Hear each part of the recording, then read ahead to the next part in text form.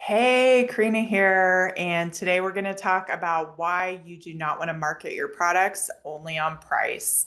And if you've been following me for a while, you know how I feel about this pretty strongly that we are not Walmart when we open up small businesses. We are not even Target. We price our products above Target. It's really, really hard when you see how much products cost wholesale, right? It can feel weird. And I've seen it happen. It's totally normal to have it feel weird when you see how much things actually cost. Like places like Target, maybe they're spending $5 on a t-shirt and they're selling it for 20. But you have that perceived value, right? They're selling it for 20. It's a $20 t-shirt. But after having been in this business for so long, I can tell you that I've also gone into places like Nordstrom and felt fabric that felt the equivalent to a t-shirt at Target, right? So, but it's a $40 t-shirt because it's at Nordstrom. And what if Nordstrom had a $20 t-shirt? Would their customers buy it because they're thinking it's not as good, right? Because it's only $20. So price is based on a perceived value, is my point.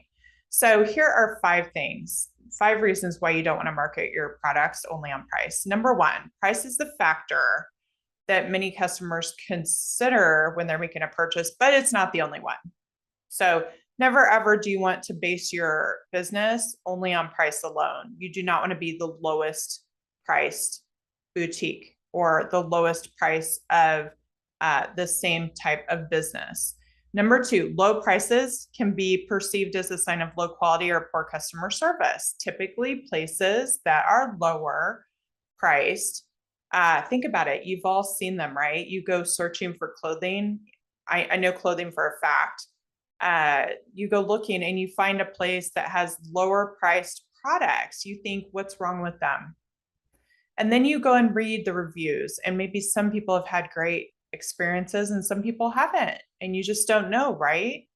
And a lot of times, if they're not charging a lot for their products, it could mean low quality, but it could mean that they are not making enough money to support a customer service department. So maybe then they have poor customer service because they don't have enough staff to handle the volume of customer service issues that they have.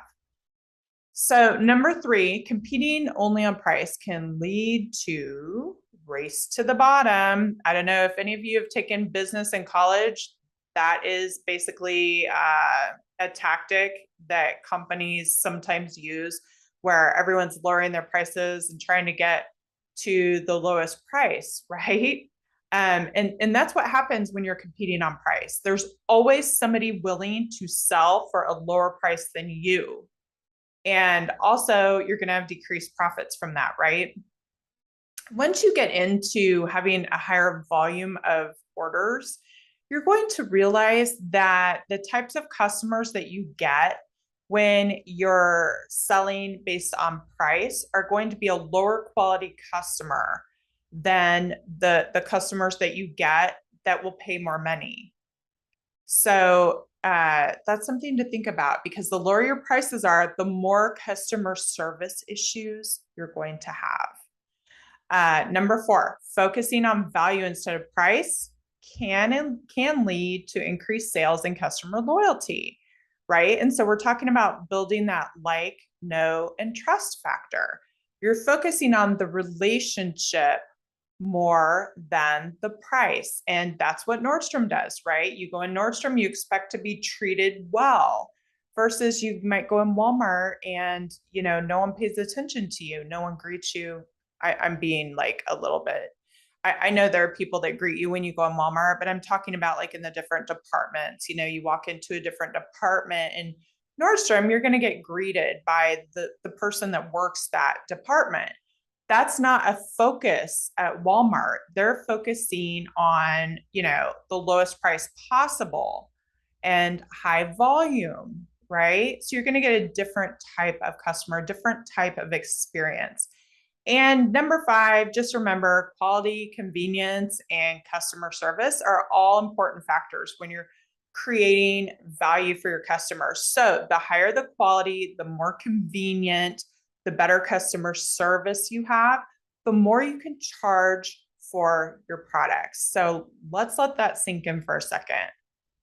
That means that you can have the same product at two different stores, and it's going to cost more money at the store that is focused. Maybe it's in a more convenient spot. Maybe they have better customer service. They're going to have higher overhead if they have better customer service, right? Because they have to pay that person, but that's part of how they do business. Now, think about this. When you go to the grocery store, and this was, I don't know how much pop costs now. I don't drink it anymore, but I remember when I was younger, we would go to the grocery store and pop was always, we call it pop in the Midwest. Some people laugh at me because I call it pop. So tell me in the comments, do you call it pop or soda? Because I'm a pop person, and someone always laughs when I say that. But anyway, think about it. You go to the grocery store, right? And I know a 2 liter, you could get one for 99 cents or $1.50, right? Whenever I used to drink pop. And then you would go to the gas station. Now, the gas station is more convenient, right? Right. They always charge what? More. They always charge more because they're more convenient, right? Now, think about the people that DoorDash. That's convenience. You're paying for that, right? Think about Instacart. You're paying a little bit more for things because it's convenient. Convenience is a big deal, a big factor when you talk about price. So you have to think about all these things, right? And so don't ever, ever be in that race to the bottom. You do not ever want to build your business based on price.